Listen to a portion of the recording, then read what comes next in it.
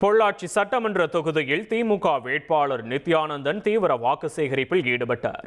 பொள்ளாச்சியில் உள்ள பல்வேறு வார்டுகளில் வீதி வீதியாக சென்று உதயசூரியன் சின்னத்திற்கு ஆதரவு திரட்டினார். வாக்கு சேகரித்த இடங்களில் பெண்கள் ஆரத்தி எடுத்து உற்சாகமான வரவேற்பளித்தனர்.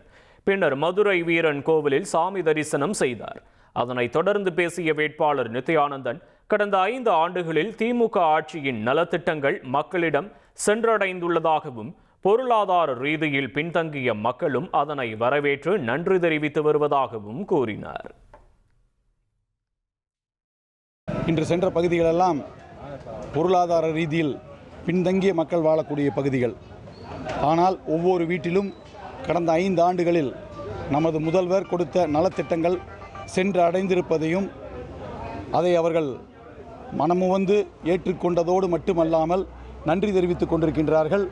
மீண்டும் நம்முடைய முதல்வர் திரு மு.க. ஸ்டாலின் அவர்கள் தலைமையிலான ஆட்சிதான் அமைய வேண்டும் என்று விரும்புகின்றார்கள்.